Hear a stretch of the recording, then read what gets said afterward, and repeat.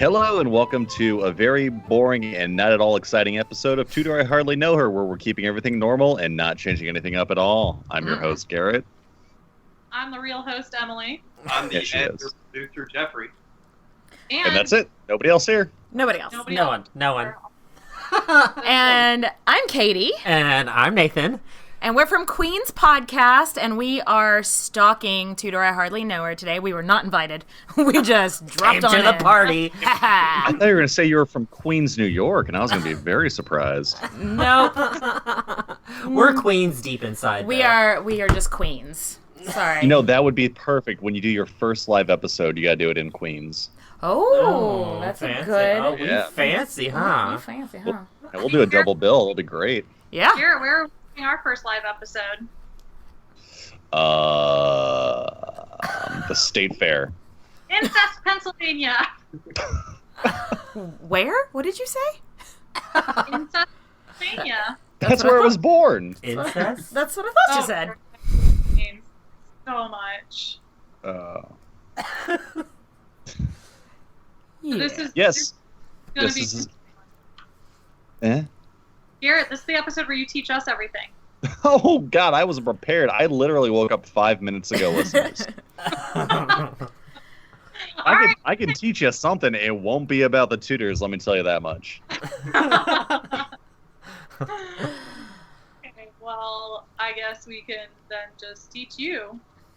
Probably work out better. That's that what I way. came here for. Yeah. He needs to be schooled.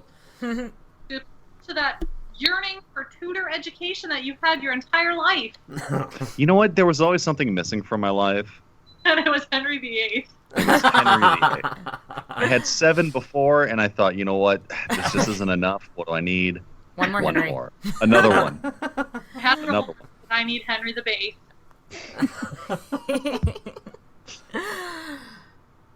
You ready? Yeah. Yes. Do you want to know what we're talking about this week, Garrett and Jeffrey? That'd be nice. We're going to chat about the Queen wannabe, Margaret Beaufort. The Wanna Queen. Maggie B, as I like to call her. Maggie B. Old Madge. When we were talking, Katie and Nathan, when we were going over notes about this earlier, I was like, I never think of historical names as their common nicknames. So fucking dumb, because I heard that Henry VIII was actually called Hal in his youth. What? I mean, it's better than- Yes. Hal, Harry. Now I see him being played by Bryan Cranston. Yes. But yeah, Maggie B. She was the mother of Henry VII, the first Tudor king. So I guess she was kind of the founder of the Tudor dynasty. Yeah. Would that be fair to say? Absolutely.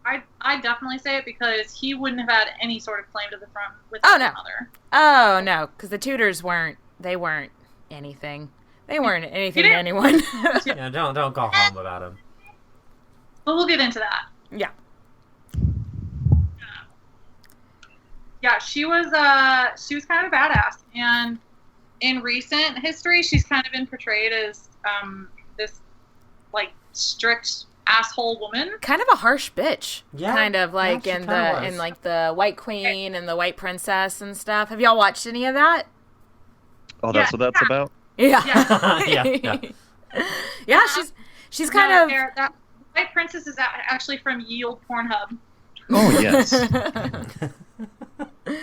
With nut meat. With the nut meat. yeah. I don't want to over Philippa Gregory, but because she's such a popular writer for the Tudor period, her depictions of Margaret definitely play a factor in her current portrayal. Yeah, Like this definitely. They've White definitely Queen and White Princess are based off her books, but yeah. it doesn't really help her reputation because I found out she was this amazing woman. No, she's super fascinating, but yeah, that's kind of everybody is going to have in their head about her now is her just being like this harsh bitch that's going to like brutal, going to do whatever Conniving, she harsh. can do to get her family ahead. Whether that was true or not is Debatable. But she's definitely fascinating, so I'm excited to talk about her. Me freaking too. So I guess we got to start with her family first because they're the whole reason her son had any sort of claim to the throne. Absolutely. As strenuous as it may have been.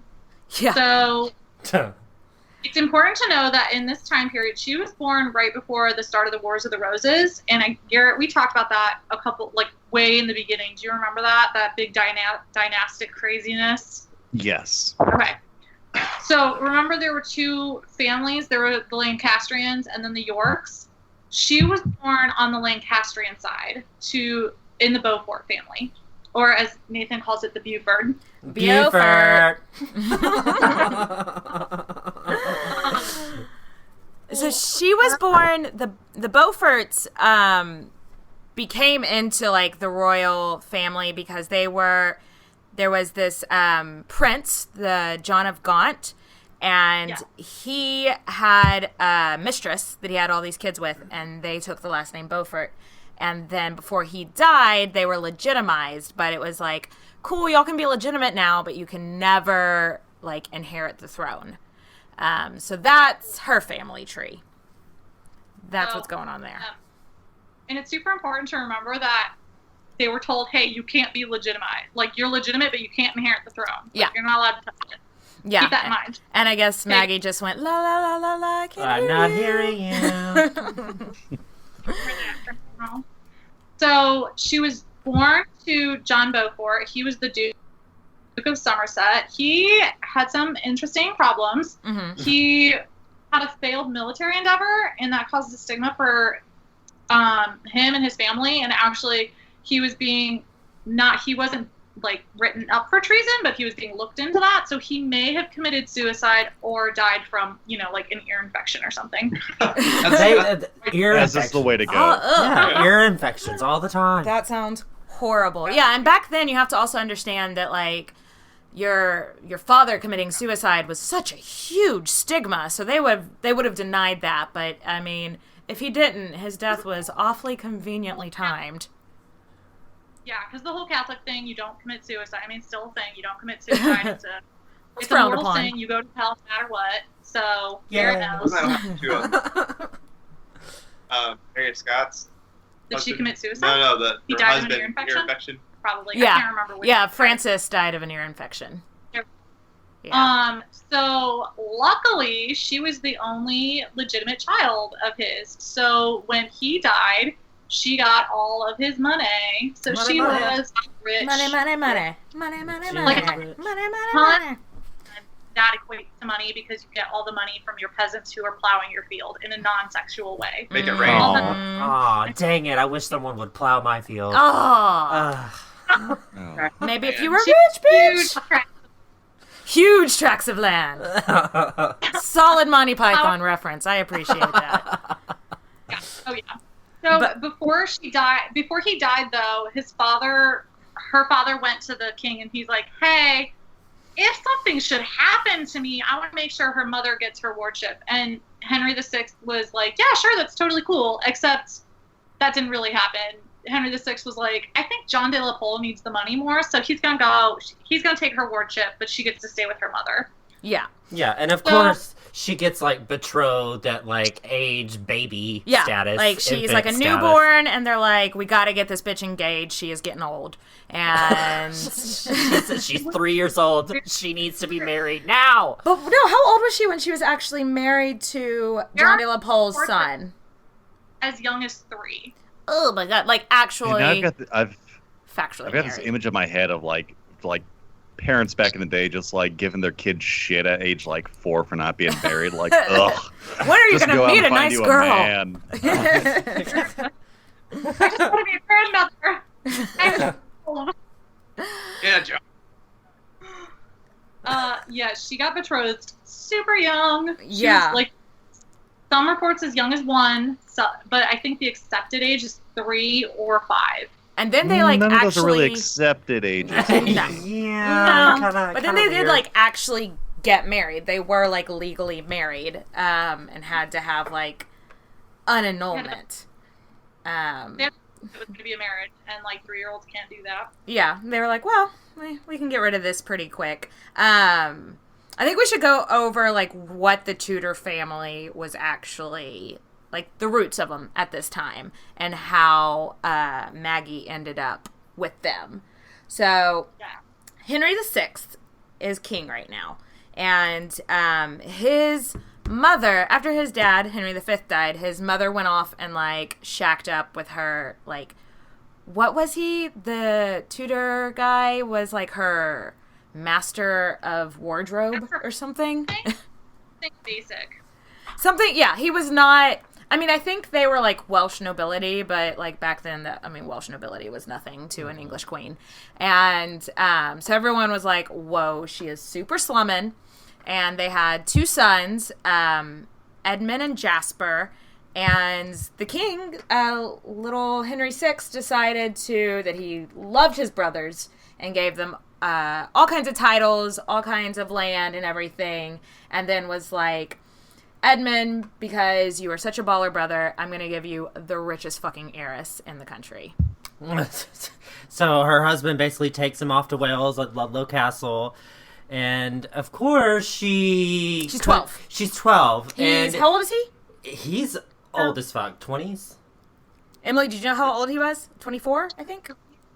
Like, is 12 years an acceptable marriage age? Yeah, like, you could, like, 12 years old was the age of consent back then. Yeah. Eesh, is right. And, I mean, on top of that, like, are you really gonna try to get this woman pregnant? Yes, who's 12 if you're years old? Edmund Tudor, yes. If you're Edmund, are. yes. Knock her up. She's 12. Horrible. Well, because they, 12-year-olds would get married a lot, but it was, like, generally accepted that you were like, okay, I got a 12-year-old wife, and I'm going to wait until she's, like, 14 or 15 to get her pregnant. Ooh, doing her a favor. Because I'm an upstanding guy.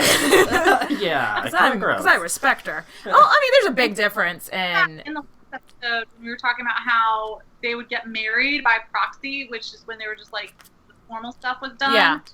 And then they would at least wait a couple years to actually do the dirty, but apparently not. No, he's kind of gross. Edmund was like, let's get this bitch pregnant. I don't care, she's 12. Now back in the day, was that up to, like, the couple to decide when they were ready for that, or was that like the? I mean, like, it was just kind of an unspoken rule, like, you don't spit in someone's face now, but you shouldn't. And it's kind of like that, but I think Edmund Tudor was like, I am related to the king, so I do give a fuck. I can do what I want. There were marriage contracts, because when we did Lady Jane Grey, and her marriage contract, there was like a no consummating your marriage for the first year, or something like that. Yeah, so that could be written in. I guess it just wasn't. I didn't read any mention of that here. And I mean, getting a girl pregnant at 12, ooh, like, that's gonna mess her up. Oh, like, and it did. It's gonna mess her up. Absolutely. Get to that later. More feel like, ew. Yeah.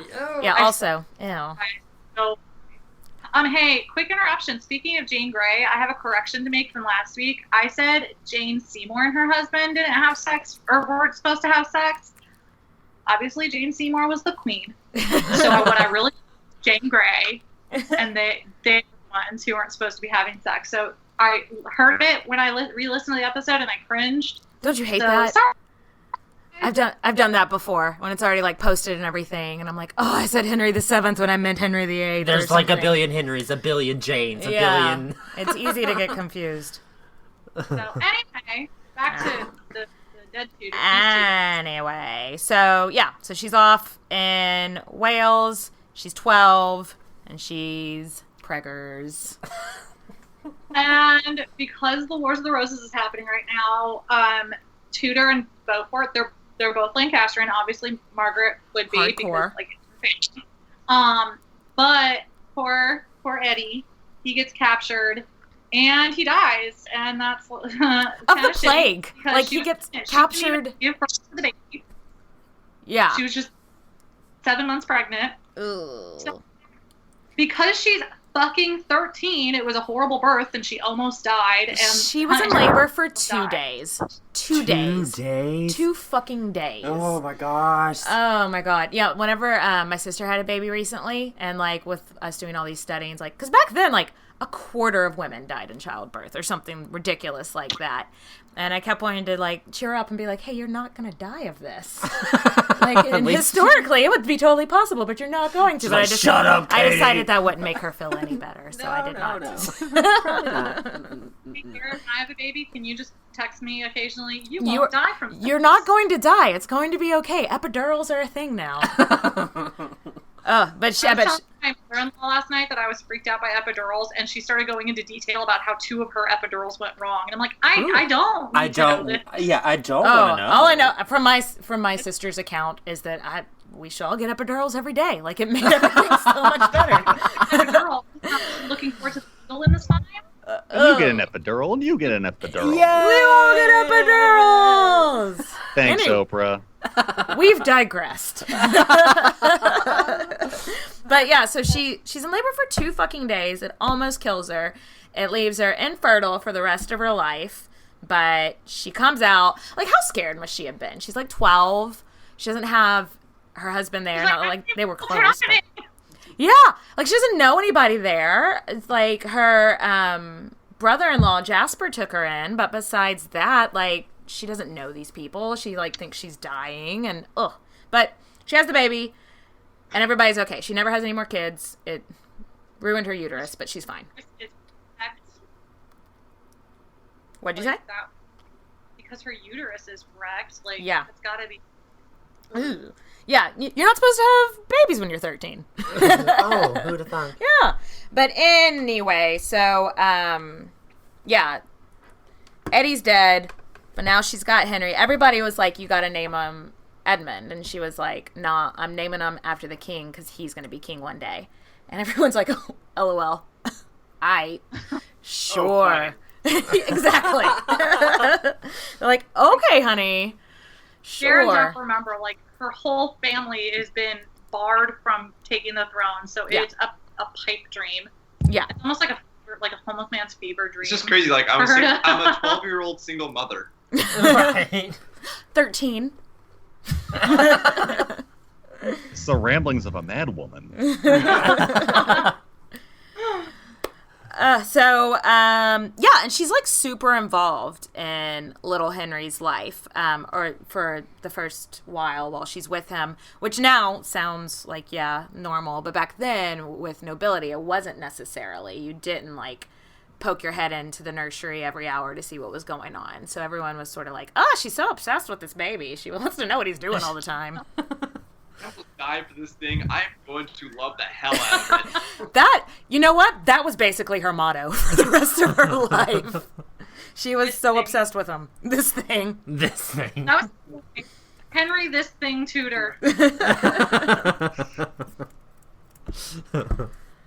So she can't say sing along. She's she's a bargaining chip. They've got to make more family so she has to get married again. And so what you do is when you marry somebody, you marry the dude that has the same name as your kid, Henry. Yeah. Just to make it more confusing. Yeah, there were so many Henrys. Her baby Henry. Another Henry. Her second husband Henry. The king Henry. So I'm just going to call this guy Staffy because his last name is Stafford. Henry Stafford. So Staffy was rich. Beaufort was rich. They were so fucking rich. They were so rich. They had all the monies. And it seemed to have been like a really happy marriage. They did travel together. They toured all these estates together. I mean, he was real into making sure she got educated. Yeah. Which, I guess that's pretty nice. He's older. Cool. That's pretty awesome he did that. Yeah. Margaret, see, that's why I'm so annoyed at the depiction of her lately, is because she was a badass woman who was not in line with her time period in terms of intelligence and caring and all that stuff, and yet she's portrayed as this evil wench. Yeah. Well, because it's I could go. I won't go down that rabbit hole about, like, she's a complicated character, but she did end up getting a good education because her husband insisted on it. Her second husband, who was old enough to be her father, because history is disgusting. Yeah.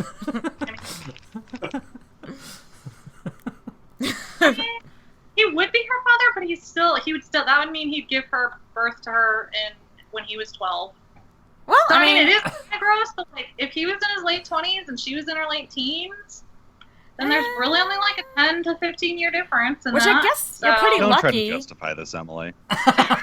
Well, a lot of people, a lot of women did get married off to like guys in their 50s. Like a 17-year-old woman married to a guy in his 50s wasn't that unheard of. Disgusting, but normal. Wait, are we talking about present day, or are we talking about like an Anna Nicole Smith thing, or are we talking about like back then? I was talking about back then. I don't know any 17-year-olds that married 50-year-olds presently. gap, like maybe 21-year-olds who marry 50-year-olds. Maybe. Yeah, for the free boob job. Yeah, yeah. Yeah, we know what's really going on there. She's in love, Garrett. I just don't understand. Love. He's got a big bank account. I'm not big boobies. So she's married to Staffy for a little while, and then basically shit hits the fan. The Wars of the Roses really gets interesting, and Henry VI gets deposed. And she loses her shit. I mean, Emily, do you want to explain like what was Henry VI's deal? So basically, to keep it as simple as possible, because the Wars of the Roses is complicated as fuck, Henry VI is deposed. Edward IV is like, hey, it's actually my throne.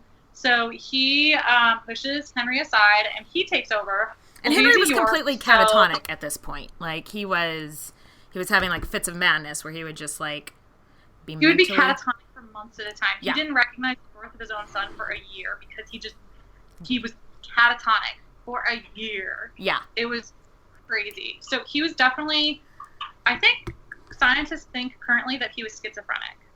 Okay. So, he definitely had some sort of issues. So, Edward IV became the king, and he had a coronation and everything. And then Henry Tudor, because he was still a kid, he was technically in the wardship of the king. And so Edward was like, well, I'm a Yorkist, so I'm going to give this Lancastrian potential heir, to another guy named William Herbert. So then he gave him Henry's title, Earl of Pembroke. So, like, there was just a lot of title switching, and Margaret was pissed because her son just lost his title, thinks he was... And he should have had the title of Earl of Pembroke because it was his father's, and his father didn't die a traitor. Yeah. So she was enraged, and she was just like, still whole, you're going to be king, you're going to be king, you're going to be king. Everybody else laughed, but she believed it. Yeah, and she would, like, every time she would go and visit her son, like, the whole time he's in this wardship of this Herbert guy, and she would just be like, mind your manners, learn your lessons, and you're going to be king. Like, it was just part of say your prayers, and you're going to be king one day. And she, I imagine at one point he's just like, yes, mother, yes, okay. Sure, whatever you say, I'm going to be king. But, spoiler alert. So then Edward gets dethroned shortly, and Henry VI is put back on the throne, and it looks like things are going up for the Lancastrians again, but that doesn't last very long. That only lasted like a couple months. Yeah, and so then Henry Tudor, like, runs, like, flees. Him and his uncle Jasper flee to Brittany, where's Brittany? I think it's like the north part of France. France? France. Parlez-vous français? Yeah. Oui. Oh, I was going to Did you say si? Yeah, that was Spanish. That part of France where they speak Spanish? Shut it. So it's 1919. It's 1971. It's 1971. Everyone is and going everybody's crazy. going to Woodstock.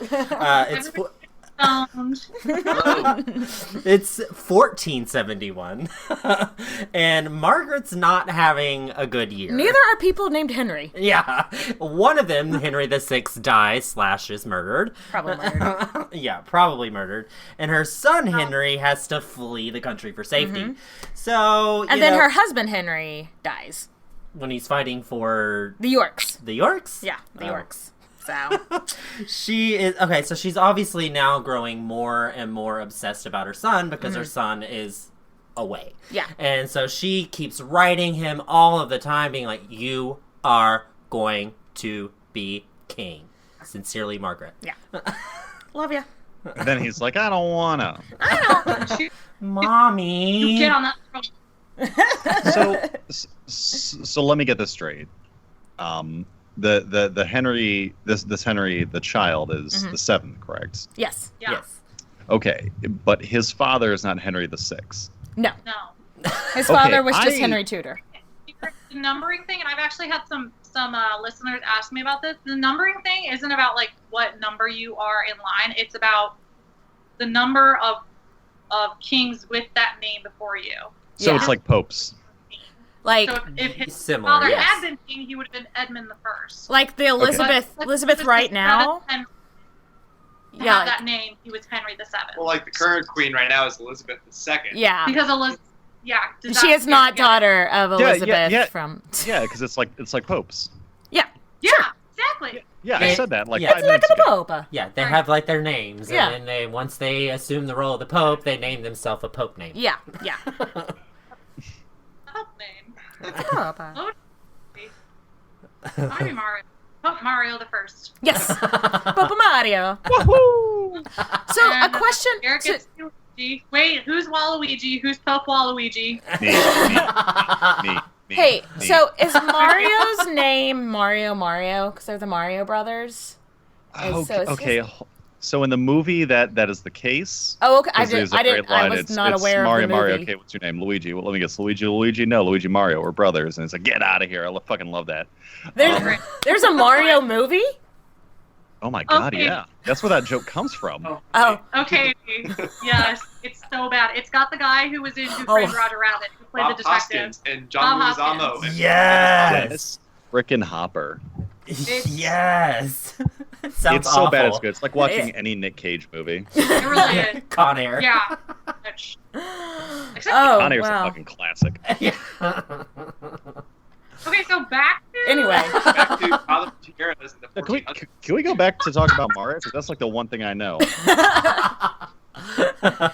do. Sorry. Okay, somebody, fan art, Mario is Henry VIII, Peaches, any one of the wives. Oh my God! Yes. Yes. I want to be You're Daisy. Daisy is Amplet. I'll be Daisy. The hot one. you guys missed Jeff's awesome joke. What was it? You need to say it again. Oh, I figure we should probably get back to Tyler Tierra's 1400 edition. Well, then let's get back to it.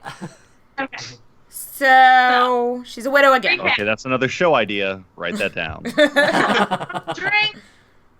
Okay, back to the widow. Yes. Ripe old age of So- 28. Widow again. Yeah, it's most unfortunate. She really doesn't need to get married again because she's still filthy fucking rich. So But rich. you remember how marriages were made for multiple reasons, and one of them is the political associations. She needed those because as a woman, she didn't have any sort of political clout. So she ended up marrying a man named Thomas Stanley. And I would like to point out that she has not had two husbands with the same name, which for this day and age is kind of crazy. She's had a Thomas and a Henry, so that's pretty miraculous. Gotta collect them all. But she married, she married a year after her husband died, and That was she hasty. like went there for and was back like, then. I am not gonna open my legs for you, and he was like, all right, it's cool. He was like, whatever, I've already got kids. You know, I don't need no mo. I don't need any more. Word on the street is you can't have them anyway. Coolio, whatever. Thing about the Stanley, this Stanley, he had a brother named, I think, William, and if it's not William, it's probably Henry. They were two brothers, and the way they made sure that they were always on the right side of the Wars of the Roses is that one of them would fight with their people from one side and another would fight with his people for another, and whichever side won would then vouch for the losing brother. So, I mean, it was really smart. That's but- pretty genius. That's Yeah. pretty genius. So they always, you know, they always, always had each other won. back, and they always ended up on the winning side. And you know, for another reason she picked Thomas Stanley is because he was cool with the Yorks, and now she was like a single woman on her own.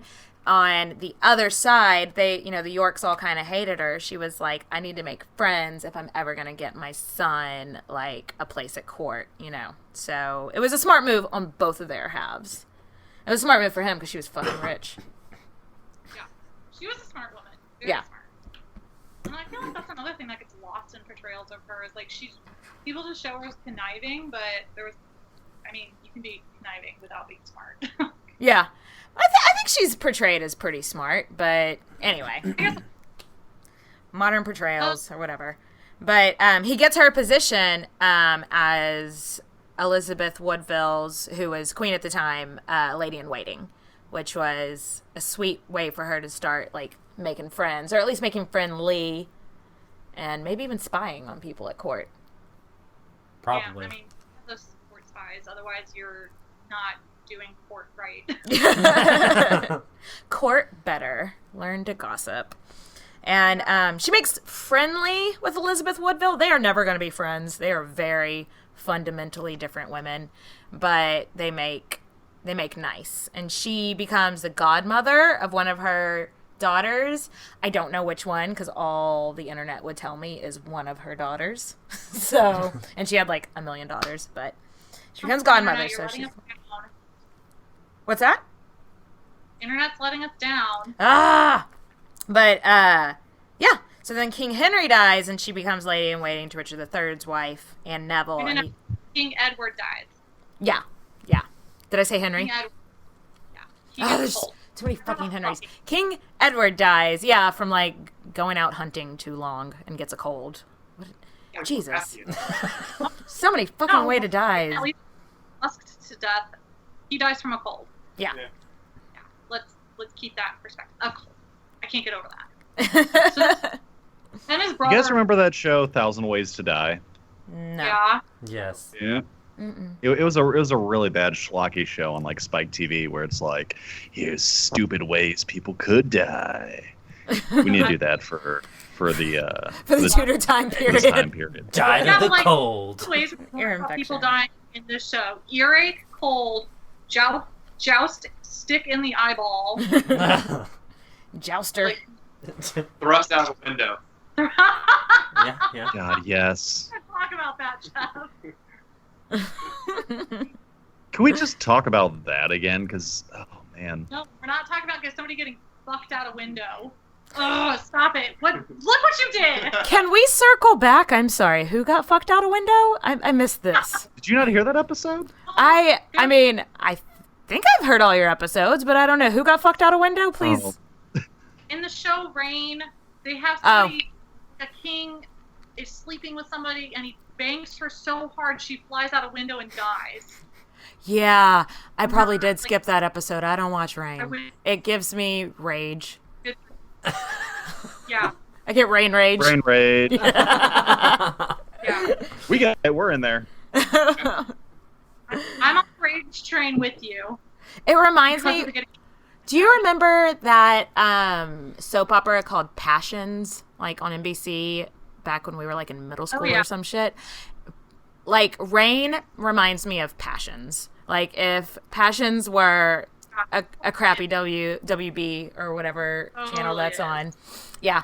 And so like I watched it for like a season with that in mind, and then after that I was like, no, that's enough of that. Why do they all have British accents? They're in France and Scotland. Why do they all have British accents? But then like the ambassador from Spain shows up and he has a Spanish accent. What? It isn't. Let's stop talking about Rain. I'm getting mad. I guess we can talking about what we're actually talking about. Yeah. We have a real topic. I totally forgot. But where did we leave off? She's married. Oh, Edward dies. That's right. No. Edward IV dies. And then she's like, I'm gonna stay at court. Sorry, Liz. Peace out. Enjoy your not being queen anymore. Enjoy your sanctuary. Because isn't that where Elizabeth Woodville went? Yes. Yeah, she was in sanctuary immediately because Richard's a dick. Yeah. I have feelings about Richard. So, for the listeners who don't know, Elizabeth had 2 sons who should have been king, but Richard III was like, I don't really want that to happen, so I'm going to become king. So he just finagled things and... Yeah. He was like, y'all are illegitimate. Y'all are going to hang out in this tower for safekeeping, and then the princes were never seen again. There are so many conspiracies about what happened to them. I could go on a rabbit hole. I feel like we've gone down plenty. I don't know if I think that Richard killed them because it's just there are so many opinions. Okay. There was a Henry Bolingbroke thing where Richard was like, he like mumbled to himself or something and was like, man, it'd be really freaking convenient if those 2 were dead. And somebody was like, I've been trying to get good in with Richard III, so I'll just kill those 2 kids. Like, yeah. Because Elizabeth of Woodville eventually comes out of sanctuary, and if she believed Richard had harmed her son, she wouldn't have put her daughters in that.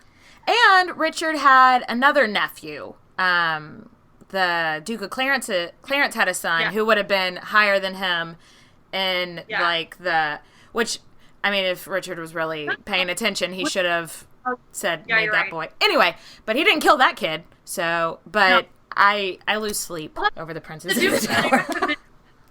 Would his son have been? Oh yeah, because he died a traitor. Yeah. IDK, man. Huh. You just stumped me. Anyway. I did. But the boys are gone. They're disappeared. We can't solve it because we're amateurs. Yeah. And everybody assumed it was Richard III. Everybody thought that he was responsible for the prince's disappearing. Everybody. And that was really good for Maggie here. Oh, yeah. She never went around saying, hey, the king, Richard killed the boys, but she definitely didn't go around defending him. Yeah, and then obviously with a lot of other female people in history, people start to blame them for it too. Yeah. Rumors start going around that, oh, she did it. And again, back to the Philippa Gregory. Philippa Gregory says that Maggie did it. But that's ridiculous because even if she'd killed the sons, there still would have been so many things that would have had to have been perfect for Henry VII to become Henry VII. It's implausible. It's not impossible, just unlikely, I think. Yeah, I think it's kind of like what you said. Somebody somewhere muttered, "Oh, it'd be so convenient for me. I hope he would be dead." Yeah, and then hoped he would die. Kind of with the Tom. Is it? That's my political statement of the day. I hoped he would be gone. I hoped he would be impeached by now. Dead. Anyway, so but it really helped Maggie's cause that everybody in the country thought that Richard had done it, because then people are just like, oh, he's evil. Everybody in his faction's evil. And it was really easy then for her to get people on her side, because she was like, oh, this baby killer over here, join us, So while Richard was, being shat all over by the country, and while he was king, she was still sending Henry money and letters and, kind of spreading gossip about Richard. She was totally on board the Richard's dick train.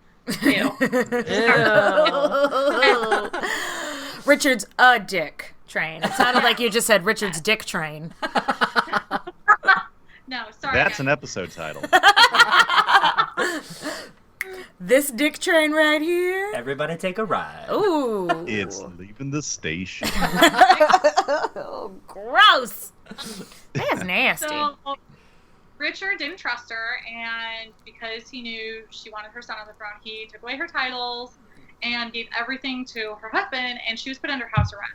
So, big bad news for Margaret, who was kind of used to having a little bit of independence for a woman of that time period, but she still got her spies out, and she still sent Henry, her son, money and information. And her husband was just like, it's cool, she's filthy rich, so I don't give a shit what she does. Oh yeah, he was like, you're totally under house arrest now, but like, here are the keys to the safe, and I'm gonna leave, and don't do anything you shouldn't be doing, wink wink, But she was talking to Elizabeth Woodville and forming an alliance anyway, so it all ended up working out for her.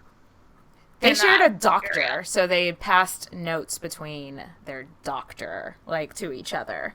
And again, they weren't ever friends, but they definitely knew they needed each other. So, and Elizabeth says that she'd throw her support behind Henry if he agrees to marry her oldest daughter, Elizabeth York. Yeah. Who is Henry VIII's mother. Foreshadowing. Elizabeth of York is important because she was the only heir left now on the York side, because Richard's only son died. Edward's two boys had gone missing and were presumed dead, and there were no other male heirs. So she was the next heir for that line. So she was important, and Henry was the only Lancastrian heir left. So, It's quote-unquote. romance. That's, yeah. Down chicka wow wow. Yeah. But yeah.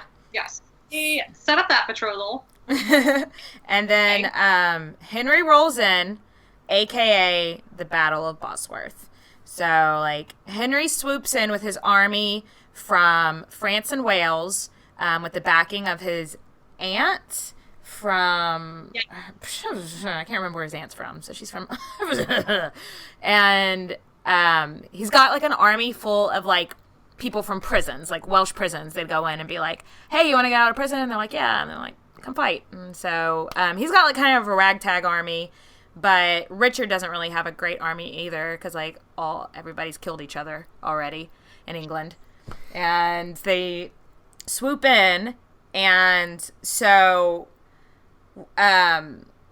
Richard calls on Stanley and is like, hey, I need you to come fight with me. And Stanley's like, yeah, I'll be there. And him and his army go and sit on the top of a hill, and they don't come down for King Richard and start fighting like they said they would. They just sit up there and see who's gonna win. And whenever it's clear that Henry's gonna win, then his troops swoop in down off the hill and start fighting on Henry's side. Point out that Richard III had Stanley's eldest son as a hostage, and he was like, I don't give a fuck. Like, whatever. I got other sons. It's whatever. We'll figure it out. Wasn't his name Lord Strange? Wasn't that his son's name? Oh my god, I couldn't get over that name because I'm just like, what do you... His nickname was Lord Strange, and I'm like, what do you have to do in the Tudor times to be called Lord Strange? Oh, that wasn't like his title? That was just like a fun name they gave him? Pretty sure it was his name. Nathan, I'm going to start calling you that now. I'm Lord Strange. Lord Strange. So Stanley swoops in, and he helps defeat Richard III, and Richard III is killed. And Stanley himself places Richard's crown on Henry's head. So he's like, I am stepfather to the king. This is boss. And so Henry's the last British king or English king ever to win by combat, which I think is noteworthy. Yeah. Carry on. It is conquered it. Yes. So, like, although he did have a claim, his real claim is through conquering. And through his marriage to Elizabeth. Through his marriage. Yeah. But, I mean, that's less than, his kids have more of a claim than he did. Yeah, like his claim was shaky at best. Yeah. So he had to conquer. It worked. Everything worked out. That's why it's fascinating that his mom was like, he's going to be king. And it's like, it just seems like such a really... She knew, man. Really good, like, string of happenstance just happened to really get to that point. She willed it into happening. It's like, I think she read that book that Oprah likes so much, The Secret. Oh, The Secret. Yeah, like she just put it out into the universe and willed it to happen. You will be king. Ask for and you shall receive from the universe. You will be king. We sent recommendations back into the past. It was wonderful. So now she is My Lady, the King's Mother, which was not a title. It's just a title she created for herself. That's pretty fucking awesome. I can kind of see why this lady kind of gets a bad rap. Like, she, like, with how ambitious she was, like, oh yeah, my son's gonna be king. There's not a damn thing you can do to stop it, and it happened. Yeah, but patriarchy, because if a man was like... That's also true. Yeah, like, if a man was like, he would just be determined, he would be da-da-da, but because a woman's doing it, it's like, man, she's such a bitch, she's so... I don't know. Oh yeah, absolutely. Yeah. Right. I'm just seeing where you're coming from when you say, like, oh yeah, she gets a bad rap. She's easy to write in historical fiction. It's easier to write her as a bitch than as a sympathetic character. She's easy to make the villain. Yeah, because she was hard-headed and got what she wanted. Sounds a lot like in Game of Thrones. Cersei. Yeah. No, Cersei's evil. There I are... know, but that's like that's where they're like, oh, everyone likes this character from Game of Thrones. Let's kind of make her like that in our show. Okay, Game of Thrones pulls so much from Wars of the Game Roses. of Thrones is so based on Wars of the Roses with dragons. It's like the Lancasters, basically. but the Lannisters. Yeah, they didn't even... He couldn't even get too creative with the name. He was like, Lancaster. I'll just call it Lannister. Lannister. Stark, I don't know. That's kind of like York. Like, so, as My Lady the King's Mother, she actually ended up doing pretty freaking well for herself. She was granted legal and social independence. And remember, guys, like, this was 1400s. women weren't legally and socially independent. So big fucking deal. Yeah. And then there's a lot of stuff that says like Queen Elizabeth of York didn't get along. I don't think it was so much that. I think it was just like, so she didn't like bowing or admitting to being below in ranks to Queen Elizabeth. So she just kind of set her own rules, and she like wore robes of the same quality as Elizabeth. And I laughed at this. She walked only half a pace behind her. So like, can you guys picture half a pace? Because I'm imagining her like stepping on the back of her shoes, like that annoying person at the mall. They say that she was. Could you stop doing that? I'm not doing anything. I'm just walking. What? Walk faster. I've read that she was called the mother-in-law from hell, which, I mean, from these descriptions, I could see how at some point Elizabeth would just be like, "Oh my god, get off my nuts! Oh my god, I get it." Like, I actually haven't seen anything that says that she and Elizabeth weren't like. Elizabeth wasn't like, okay. I mean, it is what it is. Yeah, but I could see how, like, being like, I'm queen, like, I read that she would, like, bow to her just low enough to where it wasn't insulting. Like, Margaret would just do, like, the teensiest little curtsy or something, and I could see how Elizabeth would just be like, oh, whatever. That's just how she is. Let's get on with it. Henry was totally fine with it. He was like, all right, cool, love you, Mom. And then he's like, he was even left so dependent on her. Just in north of England. So she was a really important woman to his reign. Oh, definitely. Without a doubt. Yeah. And he just let her do whatever she wanted. He was just like, yeah, she's my lady, the Queen's mother. Yeah, I wouldn't fuck with King's her. mother. Yeah. I wouldn't fuck with her either, yeah. No, let her do her thing. Signing out of that. But, I mean... She was Lion King. That was 1489, and she was born in 1443. So she would have been 45. Okay. Yeah. Yeah, and she was super involved in her kids' education. She had the idea for a free grammar school, which is like free education. Like back then, that's huge. Yeah, she set up what colleges were it? Was it I have it in my notes, but I can't find it. But she set up like some colleges that are still around today. Was it Oxford and Cambridge? Yes. And one thing I found really interesting, one of her granddaughters, is it Margaret that was married to the King of Scotland? Margaret Tudor? It was, yes, Margaret. So whenever Margaret was betrothed to the King of Scotland, she was like, no, we're not going to send her off until she's a little bit older, because I don't think he's going to wait, like, and get her pregnant too soon. So obviously that left, like, you know, her own childhood. Well, so she was barren after that. It left a lasting impression on her, so she protected her own granddaughter from that, which is pretty cool. I mean, she still wanted to have, like, a horrible, horrible marriage with the King of Scotland, but whatever. Saved her some strife at the beginning. And she was still married to the last husband, and she, you know how she was, like, going in and like, I don't really want to have sex. Well, she actually took 2 vows of chastity just to confirm. Not one. She really wasn't going to have sex this late in life. Super serious. He was cool with it though, and he still like.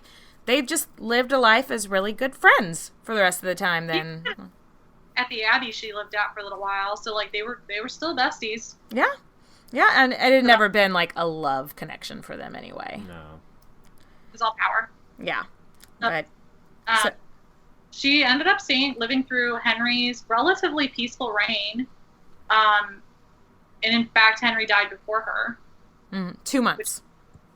Crazy. Oh, really? Yeah. I think she was just hanging on because she, in her lifetime, since she lived through the Wars of the Roses, she had never seen a peaceful transfer of power from father to son in her entire life. So I feel like she was just hanging on, and as soon as Henry VIII was coronated, she was like, okay, I can go now. Okay, I'm out. Mic drop. Good. So she oversaw actually Henry VII's will being first as was appropriate, and then she like started setting up all the coronation stuff for Henry VIII. And then she was like, okay, I'm good. I can go now.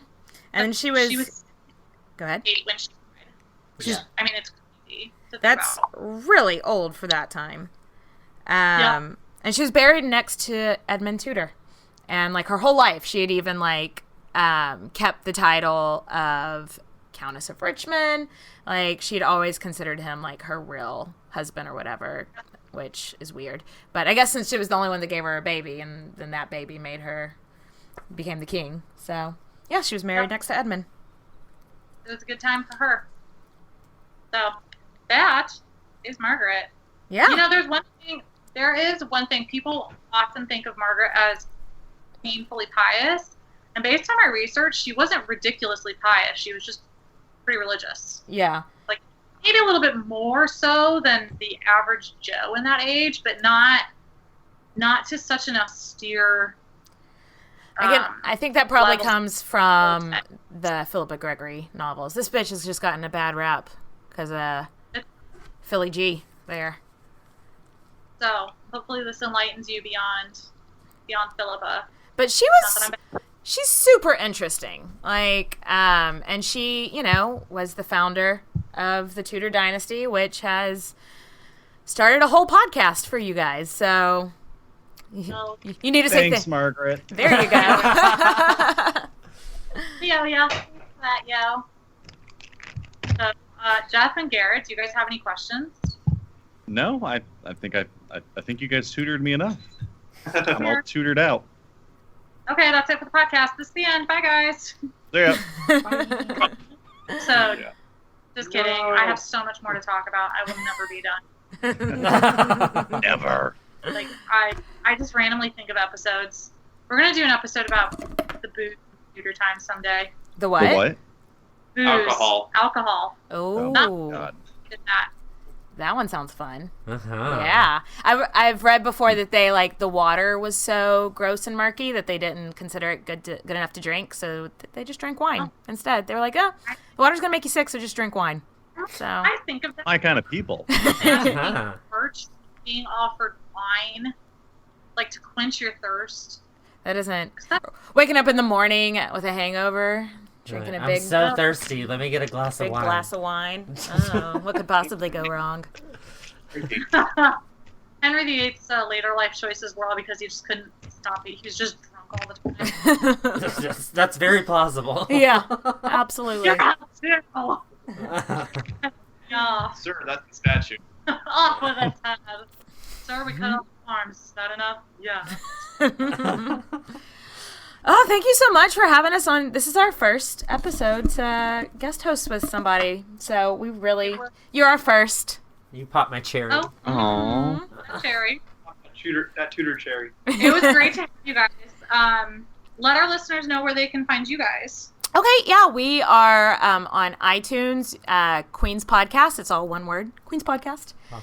And then we're on Twitter at Queens_podcast. We're on Facebook. And you can email us at queenshistorypodcast@gmail.com. We hope you do. Yeah. Yeah, follow them, guys. They're hilarious. I love listening to their podcast. They talk about so many interesting women. They've covered Cleopatra, Boudica, just these really amazing women that don't get enough airtime in history. So check out Queen's Podcast. And if you like this show, Tudor Hardly Know Her, you'll like our 2-part series on Catherine of Aragon, which on the second one, Emily did our intro. Holla! I really liked that episode, not just because I like Catherine of Aragon, but they also offered great information. She was an interesting bitch. She had a lot. Yeah. Kathy A. That Queen's Podcast. You guys can follow us on Twitter and Facebook. Our Twitter handle is @TudorKnowHer, and you can follow us on Facebook at just Tudor I Hardly Know Her. We still have our Q&A post up. We're going to do that episode next. So if you have questions about something we've covered that you want more details on, something about us, anything you want, can't really answer the existential questions, but we'll try. I'll take those ones. Those are Garrett's. That's Garrett's territory. Yeah. He's a philosophy major. Give me all the esoteric shit. Who are we? Garrett wants those ones, guys. So, check us out there. And that's it, right, guys? I think we're good. I think so. Emily, Yes. do we have a crazy Henry fact for today? Please say yes. Don't. I'm sorry. You're slacking. You're slacking. You bring one next time. All right. I'll make something up. Henry had a pet monkey. That's your crazy Henry fact. It was named Bubbles. I'll come up with a couple. You know what? I gave you the cod piece. That should be enough to go for like 4 episodes. Yeah, I'm full for a while on that one. That and then Mace Gun. The cod piece has filled you up. Ew. And on that note. Emily, Jeff, why don't we let our lovely guests take us out? Absolutely. Go ahead, guys. Oh, thanks for listening, guys. This was a really fun episode to research, and we had a blast. So hope y'all enjoyed too. Bye. Bye. Bye.